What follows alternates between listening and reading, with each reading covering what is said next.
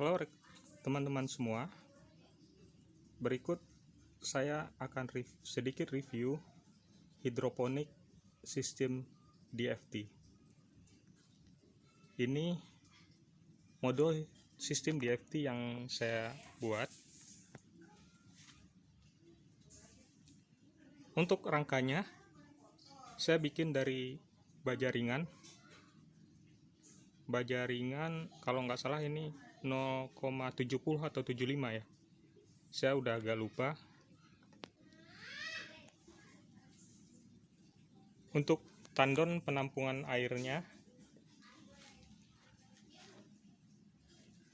itu dari drum bekas, kayaknya ini bekas bahan kimia atau bekas, saya kurang tahu persisnya.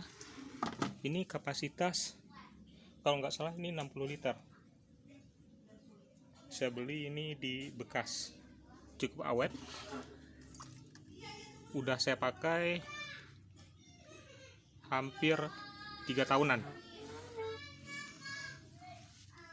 Untuk pompanya saya pakai pompa akuarium dengan daya 60 watt. Dari pompanya itu dipompa ke atas, keluaran setengah in, pompa ke atas dan masuk ke tandon, mini tandon. Ini namanya manifold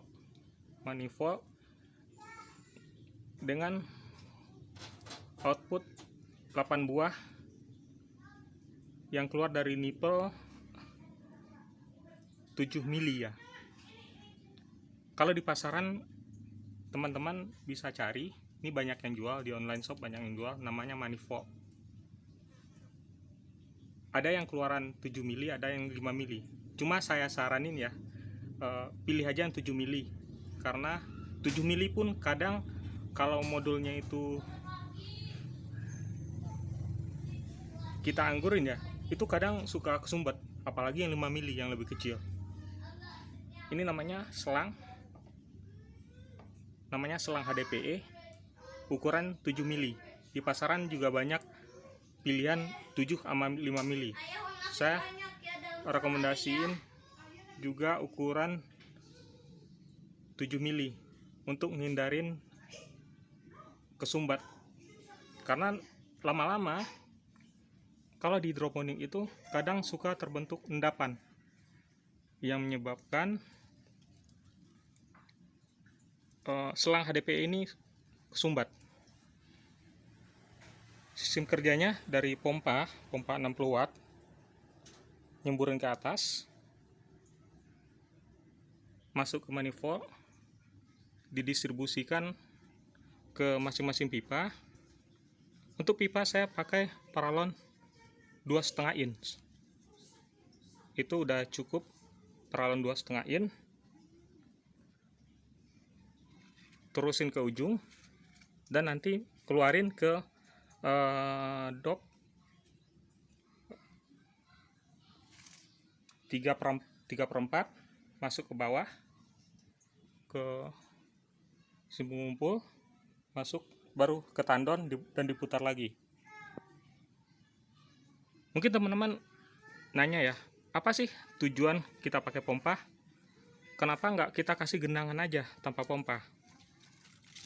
Karena pompa itu tujuannya sebenarnya buat sirkulasi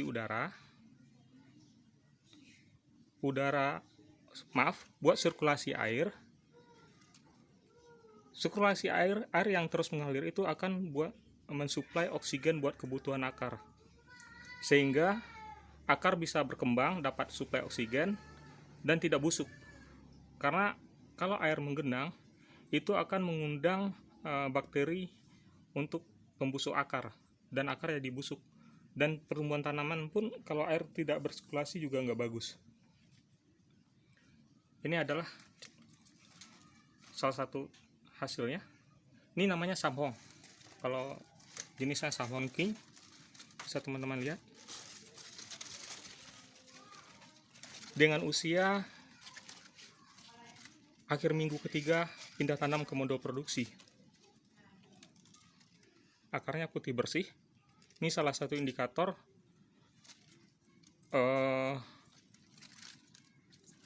proses nutrisi dan penyerapan oksigennya bagus. Akarnya putih.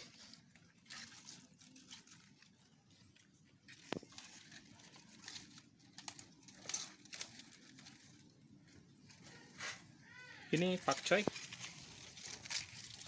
Kali ini pakcoy hasilnya agak kurang begitu bagus ya, jangkung. Penyebab utamanya ini telat pindah tanam hampir 1 minggu lebih. Jadi dalam hidroponik penyemain itu sangat krusial untuk menentukan hasil produksi ke depannya. Kalau kita telat pindah tanam, ini salah satu akibatnya. Tanaman ada tanda-tanda etiolasi karena kelamaan di modul semai, di bak semai ya, bukan modul ya. Saya belum punya modul semai. Kalau punya modul semai mungkin kasus seperti ini bisa saya hindarin. Oke. Sistem ini namanya DFT. Kalau kita ngomong hidroponik ya banyak sistem, ada yang rapid apung, ada yang sistem NFT, ada DFT, ada yang sistem drip, banyak. Ini kebetulan saya pakai sistem DFT. Salah satu keunggulan sistem DFT adalah itu kita punya cadangan air yang kesimpan hampir setengahnya peralon. Jadi pompa nggak harus hidup 24 jam. Nggak kayak NFT ya, yang nggak ada genangan atau cuma genangannya tipis banget, yang menyebabkan pompanya hidupnya harus lebih lama. Kalau nggak sih tanaman jadi layu. Ini sistem pembuangannya seperti ini.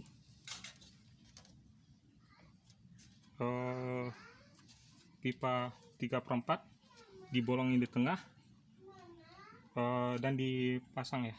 Ini sebenarnya modifikasi saya sendiri, dimodif. Itu kita kasih pipa dulu isiannya dalam supaya bagus. Ada satu catatan ya buat teman-teman ya. Kalau teman-teman ngerangkai modul hidroponik, usahakan bisa bongkar pasang. Ini bisa bongkar pasang ya. Ini bisa bongkar pasang. Jadi setiap kali kita habis panen, ini modul kita bersihin, karena nanti bakalan terbentuk kayak kotoran-kotoran kayak gini.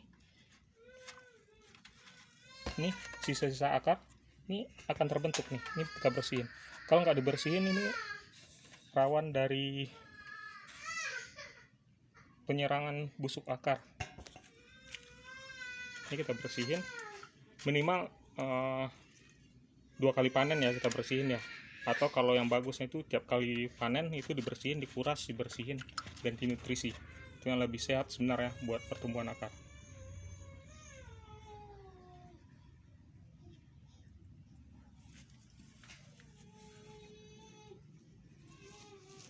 Ya, modul bawah kosong ini udah saya panen ya, udah kita panen dengan kondisi masih baby, jadi udah kosong satu modul.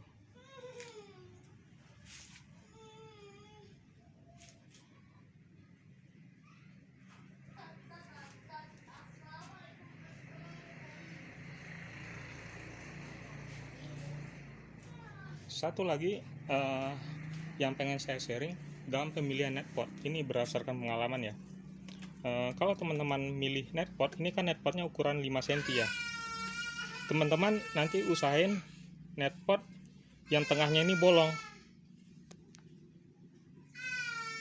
Ini lebih bagus buat pertumbuhan akar.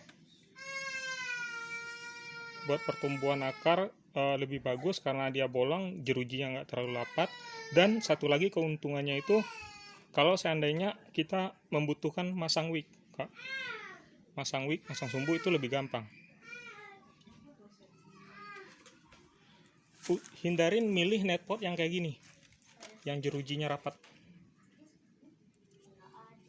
Jerujinya rapat kayak gini. Ini akarnya jerujinya rapat. Ini kepaksa saya potong-potong waktu mau pasang sumbu. Jerujinya rapat dan susah buat masang sumbu, dan perkembangan akar juga kurang bagus. Ini netpot yang saya beli pas awal bangun modul ya, jadi belum tahu. Kalau teman-teman bangun modul, hindarin netpot yang kayak gini, yang bawahnya jerujinya rapat. Kurang bagus sih buat akar. Terus satu lagi yang saya salah ya, yang kalau teman-teman bangun modul, hindarin bagian ini jangan dilem.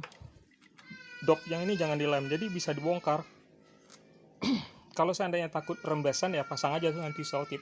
Saya karena waktu bangun modul nggak tahu ya, ini saya lem. Efeknya apa? Waktu bersihin modul jadinya susah. Saya harus ngorek-ngorek per satu lubang ya, ngorek-ngorek satu lubang, dan jadi ribet bersihin modulnya. Kalau seandainya ini nggak dilem, ini kita bongkar, masukin kain, kita dorong sama kayu, udah modul udah bersih.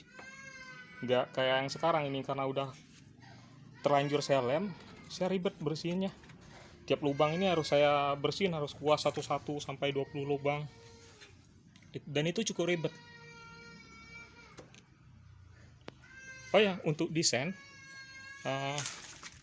rekomendasi saya, kalau teman-teman bangun modul, cukup dengan pipa 2,5 in aja, dan jarak antar sentral lubang itu 20 cm. Jadi satu modul ini muat buat 20 hole atau 20 lubang. Dengan desain yang seperti ini saya bilangnya itu lubang sapu jagat ya. Kita bisa tanam pakcoy, samhong,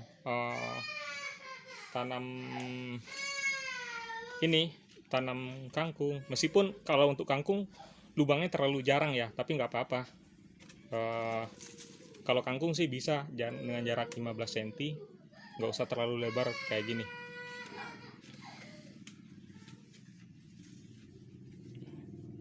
Untuk desain atap, saya pakainya plastik UV 14% dengan ketebalan 250 mikron.